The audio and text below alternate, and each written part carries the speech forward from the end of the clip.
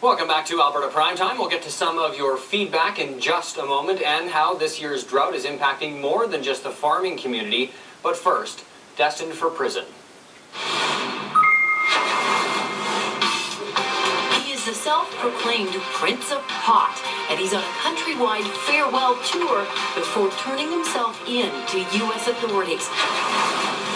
Marc Emery has been on the front lines of the marijuana movement for more than 20 years. He is leader of the BC Marijuana Party and currently publishes the magazine Cannabis Culture. But Emery is giving up his fight to avoid extradition to the U.S. and plans to surrender in the fall. He faces 5 years behind bars for selling cannabis seeds to Americans. And Marc Emery joins us now in studio.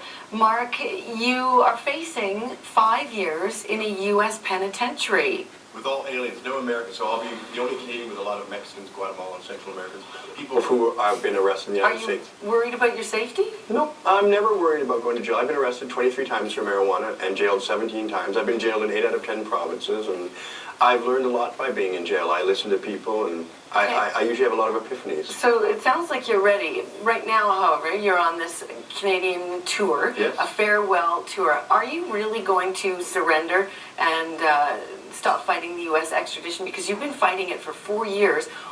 Or is this just a publicity stunt? Are you really going to turn yourself in? I have to, in a way, because I'm facing 3 charges that actually have mandatory minimums of 25 years and above, and they're calling me the largest marijuana trafficker in the history of the U.S. criminal justice system. They're saying I'm responsible for 1.1 million pounds of marijuana worth $3 billion, and all I did was sell seeds. But, Karen Tandy and the U.S. Justice Department were well aware of my legalization activities and the success we were having, and they've targeted me to try and put me on ice to stop this movement. So why are you surrendering now then? Because they've offered, if I plead guilty in Seattle in September, then I'll be sentenced to a joint agreed 5-year term, which will be 4 years and 2 months in the U.S. system, or if I get transferred back to Canada, then I can be out. But why? I mean, you could just fight it indefinitely. Why voluntarily walk into a jail cell? Are you going to campaign for marijuana legalization from yourself? Well, I'm never going to stop doing that. I'll still be the leader of the BC Marijuana Party, even from my jail cell. But the reality is, no Canadian has ever been refused extradition to the United States at the request of the U.S. government.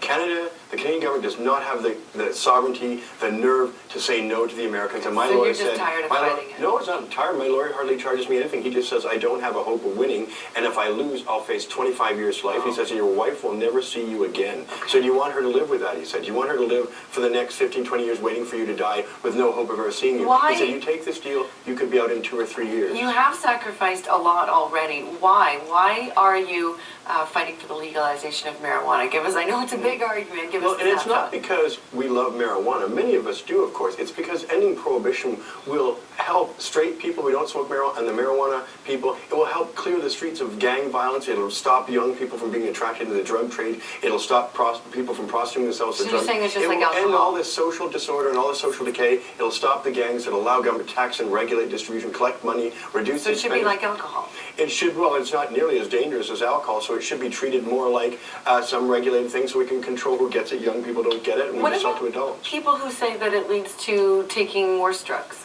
Well, that's a good consideration. Every parent probably thinks that. But the reason it might lead to other drugs is because the dealer who sells you marijuana knows that marijuana is not addictive and he's not going to hook you. So if you come to him and buy it, he might say, well, why don't you try this crystal meth because he knows they'll be back every day, or cocaine because they'll be back every day, or heroin. So the dealer in the black market, these criminals, and people who operate this way don't have any vested interest in your safety and your health. So they'll try and sell you something that brings you back frequently and often. And they know young people are vulnerable to experimenting, so dealers take advantage of that. Yeah. Right. Whereas if we just had marijuana stores taxed and regulated, that's all they'd see, that's all they'd be. Can I quickly ask you, what's your reaction from people being on this farewell tour? How many cities have you hit? What's the reaction been? Any different in Alberta, maybe? Well, there's 32 cities that we're going to all of the summer. We've been to Calgary, Banff, Lethbridge, and Saskatoon. Next door in Edmonton here today, and we're doing a new city every day for the next 2 weeks. Only 3 days off this month for our tour. But do people, are they... Well, the people who come out are obviously people who support what I'm saying, and they're giving me a lot of love and attention. I've been doing this for 20 20 years, and we had lots of successes. In fact, your sponsors are giving you $500 per city. Well, that pays for the flights. Pay your expenses. That's right. Yeah. But, in 20 years, I was able to largely make marijuana literature legal. We've got industrial hemp in this country. We've got cornflakes and clothes made of hemp. We've got medical marijuana that's been legally made legal by the courts. We've made lots of successes, but more people in Canada than ever before are being arrested for marijuana. 90,000 will get arrested this year alone, and that's unacceptable in a civilized society because we're a peaceful, honest people. Well, good luck on your tour, and thanks for joining us Well, tonight. thank you very much. Thank you. Now it's your turn. Here's Jefferson with tonight's Primetime Interactive.